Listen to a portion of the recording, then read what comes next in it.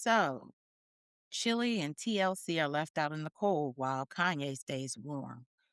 According to Rolling Stone magazine, written by Daniel Krebs, March 29th of this year, the singer born Rozonda Thomas sparked a pair of controversies after The Independent reported that Chilli had donated more than $1,000 to Republican linked fundraisers and him downstairs reelection efforts in 2024, including $340 to him downstairs National Committee JFC. TLC was a part of my coming of age. Creep, Ain't Too Proud to Beg, Waterfalls, blasted on any given day. I love the group for several reasons. One, the dressed down, somewhat masculine, baggy aesthetic gave me a sense of comfort knowing I didn't need to be half naked to be beautiful and get attention. Number two, the music was affirming and light, but full of life lessons about self love, discovery, relationships, and loving yourself. I saw myself when I looked at those young Black urban women, and I was able to resonate with their stories and with the obstacles they had to overcome. Yet and still, I wouldn't go to see them if you gave me a free ticket. Why is that? Let's talk about it. Greetings. I'm Meredith Davis, host of the Unseeable Black Woman's Podcast, a sanctuary dedicated to elevating the voices and experiences of Black women, past and present, whose lives and stories have profoundly shaped my own journey and sense of self in these challenging times. So let's get into it. Let's begin. TLC's Chilli insisted she's not MAGA after making Donald Trump donations, and she apologized for accidentally reposting a Michelle Obama conspiracy theory on social media. And for those who don't know about the conspiracy theory, there is a theory going around that during one of the many elections where she participated, she was marked as male. She identified as male. Fans then realized that Chilli's social media account had reshared the Obama video among conspiracy theorists. Chilli uploaded a video statement on Instagram explaining that she accidentally reposted the video. I can't get into one way or the other how somebody reposts something they don't like. I know it takes a lot of work to repost. Um, it is a button that you click, but it's also a button that says repost. So, that's one thing. Secondly, for me, it's an algorithm thing. There will never be an algorithm where Michelle Obama will show up as some type of other animal or something negative and derogatory would be written about her, nor any of the stuff that's happening with the foolishness in 1600. That's just not in my algorithm. So for me, I question the sincerity of it because how does that kind of stuff end up in your algorithm? And so I did a little researching of my own and noticed that um, her tagline is, sounds very Bible Belt, sounds very evangelical and faith based. And perhaps because of that tagline, and some of the things that she does post, she's in an algorithm where conservatives and evangelicals have those kinds of conversations. So, yes, they possibly could pop up on her feed. Nonetheless, you know, that's some bullshit. And so, of course, the concert was canceled because Black women are tired of people playing in our faces. I mean, we've just had enough of it. But for some reason, we're tired of each other, but we still continue to give many more passes to Black men than we would ever give to women. Kanye West has just launched a tour. And according to the New York Times, during the tour, he was berating people at the SoFi Stadium for the technicians over the lighting and the pace of lighting. He had the audacity to say, "Is this an SNL skit or something?" And the crowd laughed, the Times reported. "Stop doing the vibrating Vegas lights, bro. We went over this in rehearsal." Hmm. Apparently, this tour had came out after he did this apology around his anti-Semitic statements, his internalized racism that he has expressed and experienced, his conservative views, and his outlandish affect that he's been presenting to us over the last several years. Now, we know that it's been tied to some mental health challenges that he's been experiencing for a long time now. And because of his apology, people are focusing on his creativity, his artistry, his artistic greatness, and his contributions to music. Now, I understand how that's important, and I think that there comes a point where you have to learn how to celebrate artistry separate from the artist. However, to have such reckless behavior for years and to use mental health as a reason for the challenges are, to me, is somewhat problematic. Kanye's bags are no heavier than anyone else's. Okay. So why does he have the privilege of a do-over considering it costs so much to the Black community and to other communities that he has spewed hate about? Privilege gives a level of grace that those with lack could never dispense. Grace does not mean feeding someone's pockets. It means acknowledging mistakes and bringing people back into the fold. But only time proves sincere repentance and remorse. Now, we have a measure of grace as human beings to give people, and only God can dispense a certain level of grace. But we are in a dispensation right now where people have played in our faces for so long, Black women. I'm talking directly to my sisters. People have played in our face for so long. How many more times are we going to let them continue to play in our face? Now, we were quick to cancel the TLC tour because we know the only people who's going to show up at that tour. Well, I mean, I'm sure there'd be other people, but the only people that really would have showed up hardcore would have been Gen X Black women, millennials, and other Black women who have, grown up, experienced, and reminisce on TLC, EnVogue, and Salt and Pepper. However, I'm not willing to go down memory lane with someone who now has forgotten who I am and my value and my contribution to society. And I don't care what the hell you look like. I don't care if you look like me. Nicki Minaj is another one who was out here in these streets being reckless as hell and thinks that apology is enough, and it's just not enough. There has to be, with an apology, there has to be a change in behavior and there has to be a reconciliation. And if there's no reconciliation or change in behavior, then there's no need to apologize because it's not authentic. But I want to have this conversation because often we don't see each other enough. We were quick to cancel TLC and Vogue and Salt and Pepper, yet and still the SoFi Stadium sold out.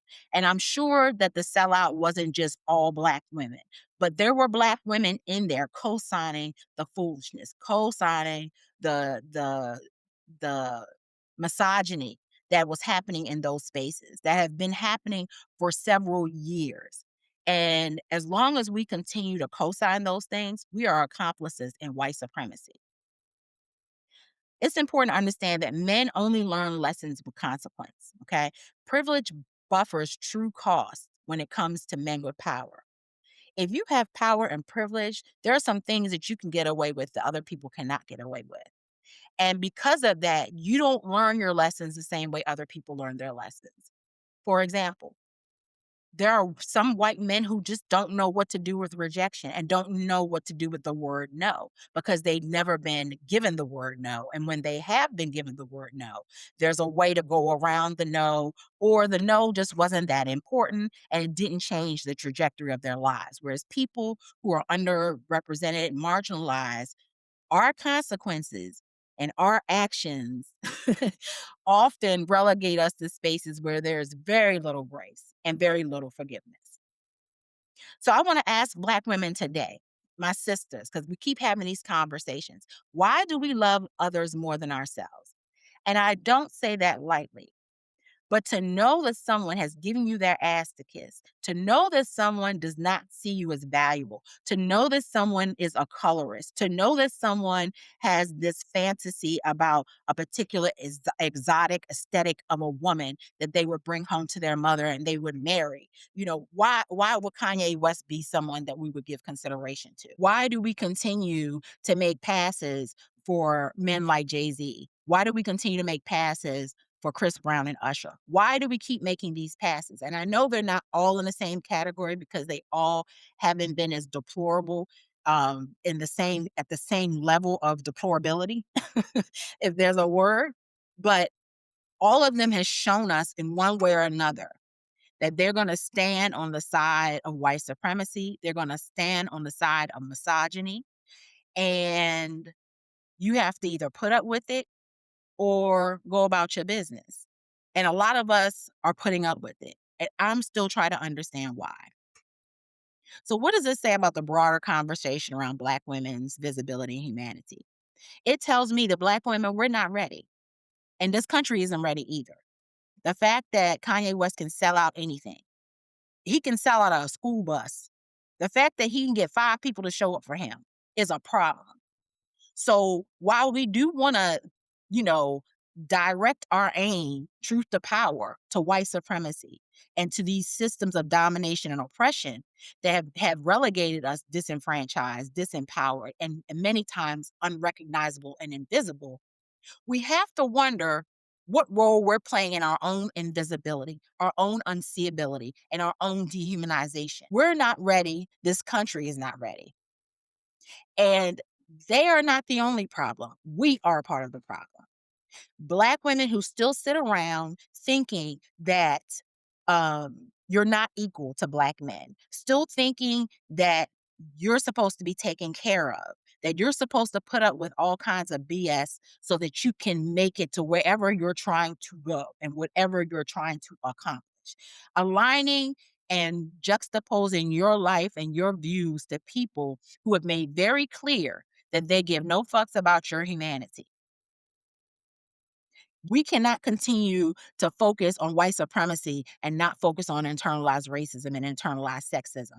We have to think about how the stories and the history has unfolded about the dynamics of power and privilege and gender and race. We can't think because we have a Benz in our, 3-car garage and we get to travel to Dubai and we go to Monaco and we get to go to Ghana or we even get a citizenship in Ghana that we have arrived someplace. We are still the same women that they look at when they saw Sargie Bartman. We're the same women that they looked at when they hanged us pregnant in the South. We are the same women that they look at when they rape and sexually exploit us and then pretend that because we were grown too fast, we deserved it. And we co-sign that bullshit. So we are part of the problem. There's definitely a need for more self-love and reflection in the Black community, especially when it comes to Black women. And so I don't want to spend a lot of time going back and forth about how problematic it is that we cancel TLC and Kanye West isn't canceled because I understand that the power structures and the dynamics of that group versus Kanye West is very different. He has a level of cultural capital that he has gained over the last decade or so that comes nowhere close to TLC. And while TLC is influential in their own right, and while TLC has sold platinum albums and has sold out concerts all over the world, there's still young Black women who no one gives a fuck about at the end of the day, including them. And what was more problematic for me is that anybody had the nerve to come out and say anything from those groups, from EnVogue or from Salt and Pepper, to kind of condone or to support Chilli's fake ass apology. And I call it fake because you apologize because you got caught. You didn't apologize because you recognized that there was something wrong in your ways. You didn't get ahead of it because you didn't see it as a problem until it affected your paycheck.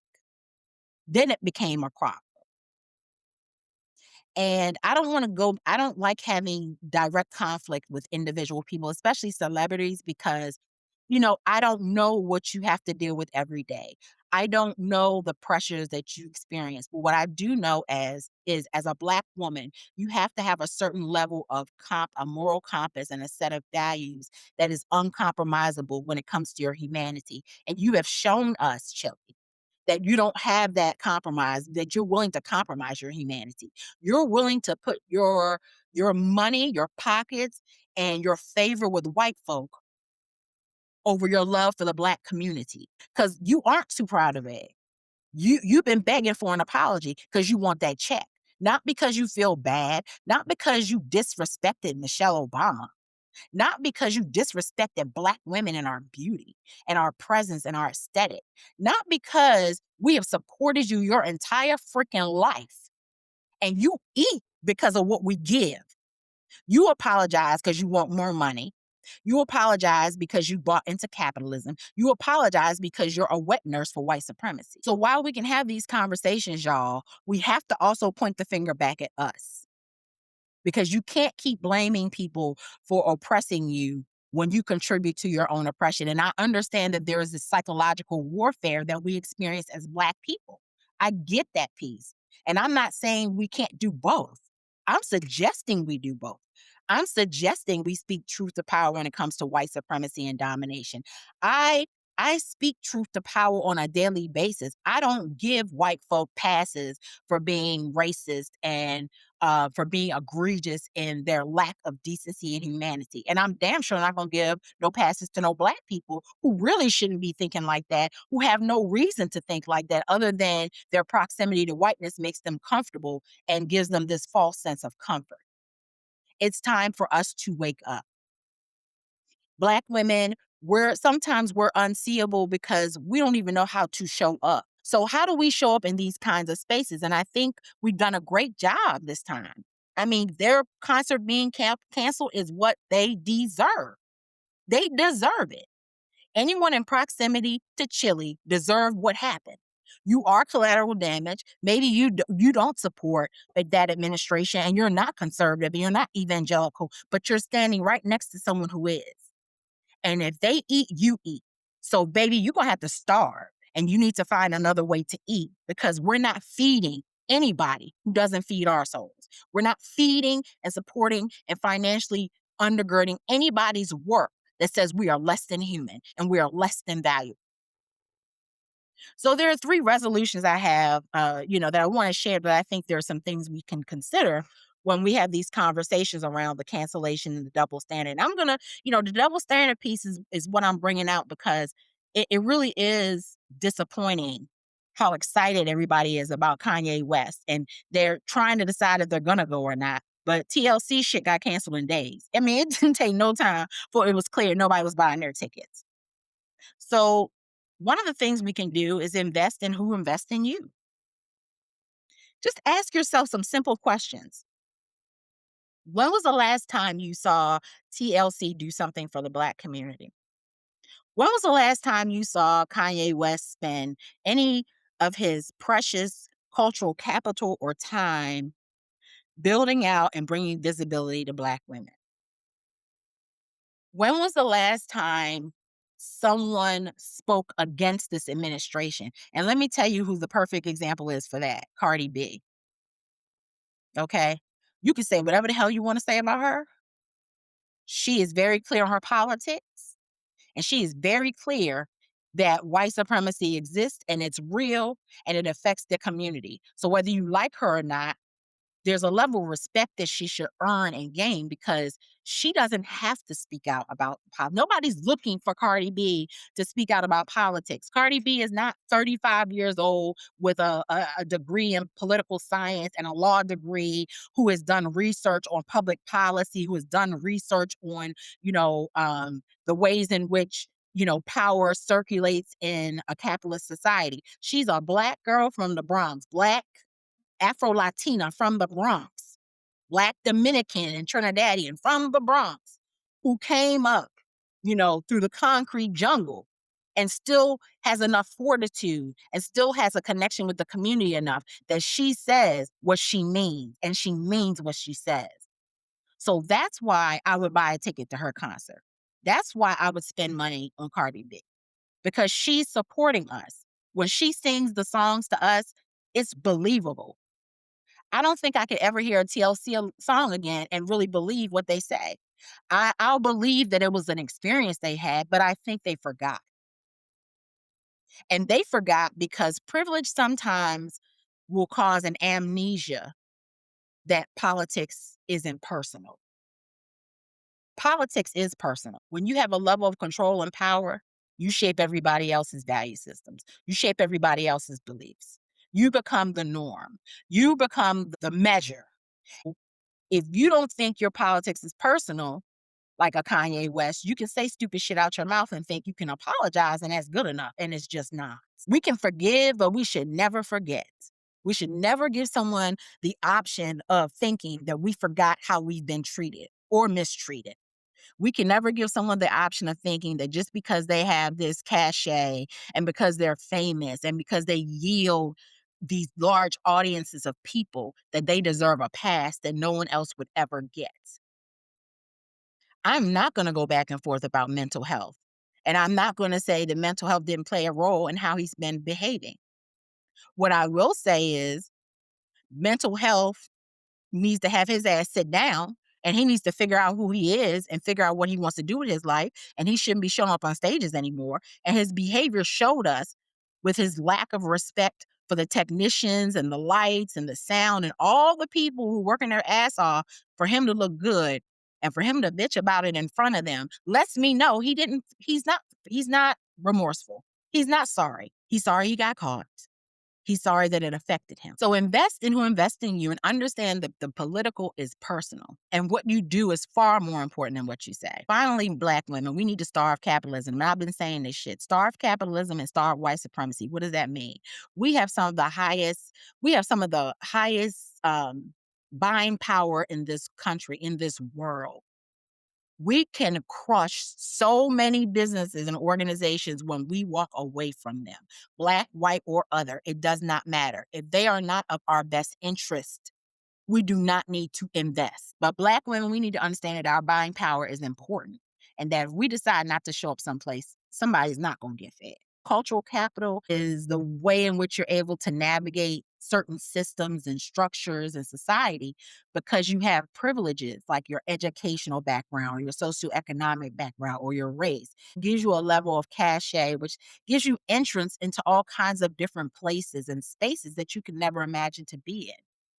But if you go in those spaces and places as a Black woman and you pretend that white supremacy doesn't exist and you continue to support capitalism and the way in which people are greedy and that the exploited are more exploited and the richer get richer, then, what is your cultural capital and cachet worth? Your values need to be reflected in everything you say and do.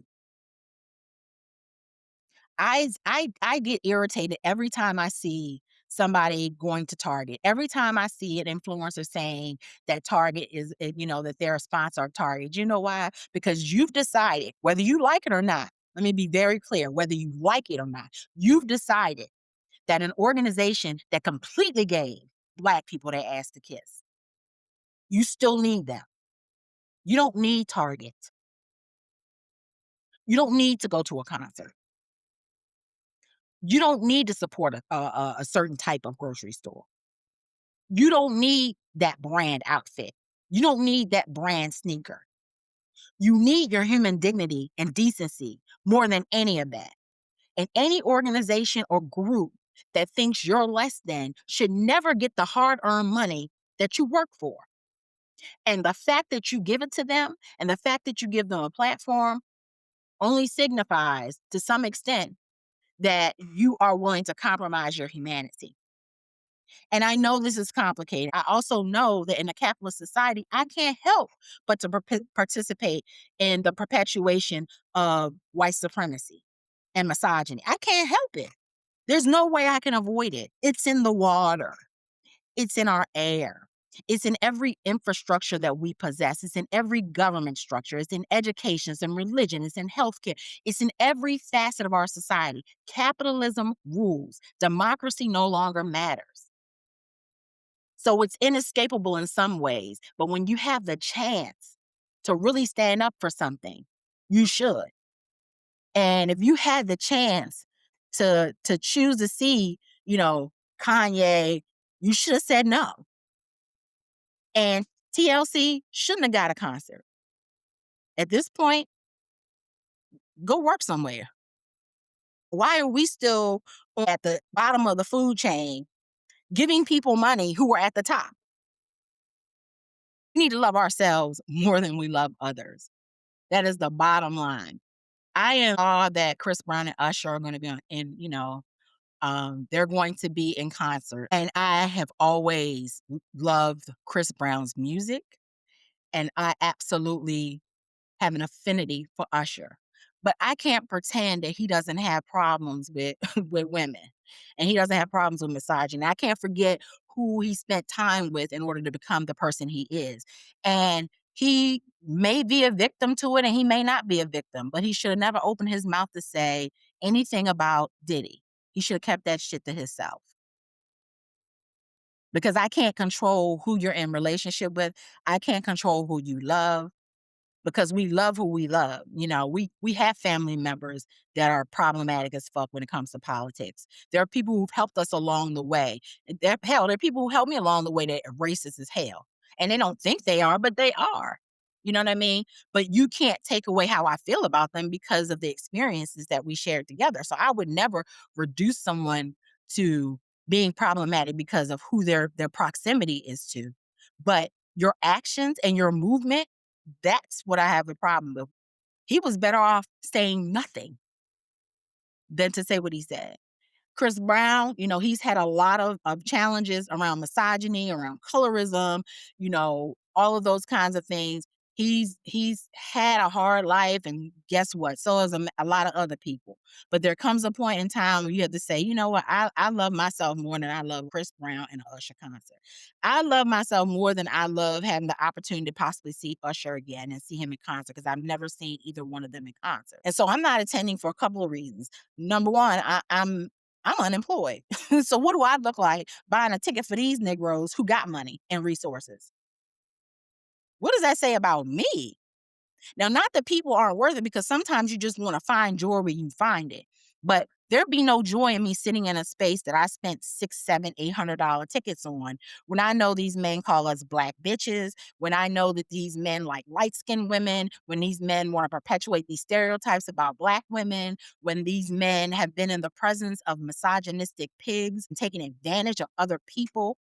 I don't want to be in that kind of space. But we know that these men have been in spaces where young girls, young black girls have been taken advantage of. Because if these were white women getting their asses whooped, if these were white women being trafficked, they would be under a jail. They would build a jail and then build a jail under the jail and then put them under the jail that's under the jail. But because the collateral damage has been black women's bodies and black women's hopes and dreams and black women's ability to thrive in the society. They get the pass. But I'm not giving you a pass. If your politics doesn't align with my liberation, you don't get the pass. You don't get the honor of hearing me blast your music everywhere I go. You will not see me at a concert. You can't get me to a concert. Usher could contact me today and tell me he wants to give me front row seats to his concert, and I'm not fucking going. And I'll tell him exactly why I'm not going. And it's okay. We can have these kinds of discussions and be okay with the outcome. And he should respect the fact that as a black woman, I don't want to be in that space. But your politic as black women, our politics must align with everything that's about our liberation. And liberation isn't just about voting. Liberation is about choosing the school you want to go to. Liberation is about wearing the clothes you want to wear without being accosted. Liberation is walking into a store and someone not assuming you're there to steal. Liberation is being able to express your red wig, your pink wig, your purple wig, your green wig, hell, your bonnet in an airport, and nobody say a fucking word to you because it's your bonnet and you do what the hell you want to do with your body. But we haven't arrived there. So if we haven't arrived there as black women, how the hell do we expect other people to arrive? Most people come to conclusions about how people are treated based on how they treat themselves. You don't get away with what people don't let you get away with. And so while we can forgive TLC, we could say to, Chilli, okay, I'm not gonna forgive her because she's lying. That I'm just not. I don't think she's telling the truth. I think she's lying. I think it's problematic. This is my thing. If you did this shit, just say you did it. You could say, "Look, I was caught up in the rapture. I was caught up in this white man and listening to Hosanna music all my life, and being around people who believe that God is white with blonde hair and blue eyes, and that there are certain things you don't do to your body because you're a woman and you should be subject to a man." I can respect all of that. But you need to come and say that that's the truth. That's your truth. And not try and squeeze and finagle your way out of a lie. Tell the fucking truth. Because we are forgiving people. But that doesn't mean we forget. I can forgive you and you can still be a part of the fold, but that doesn't mean I'm going to ever buy a ticket from you again. I'm not going to have a parade if R. Kelly comes out of jail. I'm not going to no damn parade. As much as I love R. Kelly's music, as much as I think he is a lyrical and musical genius and also very, very troubled, problematic individual who probably had a very scarring childhood and history, you don't get a pass. You just don't get a pass for that. And so we can honor these people for what they've contributed to Black culture and Black society, but we don't have to continue to put them on a pedestal that they don't deserve to be on. Nobody dances like Chris Brown and Usher. Nobody sings a love song like Usher. Oh my God, nobody. But that doesn't mean I'm supposed to treat him as if he hasn't transgressed against my humanity. So what are we going to do about this, Black women? Are we going to continue to acquiesce to our own oppression? Or are we going to start making decisions based on how we really want to be treated in this world? Like really treated. Not like maybe I could be treated equal, maybe not. I don't mind being unequal when it comes to a man taking care of me or, a woman, whoever you choose to be, whatever kind of dynamics of power you have in a relationship, regardless of gender and identity and all those kinds of things. You can have all of those conversations in your head. But if you keep aligning yourself with people who are not interested in your full liberation, not interested in you showing up as your fullest version of self, you've put the chains around your own damn neck. And you've tied yourself to a subordination and a marginalization because you don't think you're valuable enough. So TLC is out in the cold, and we need to do something about these other people who we just continue to let into the fold and keep them warm with their bullshit and their inappropriate, dehumanizing belief systems and practices about how we show up as Black women in this world every day.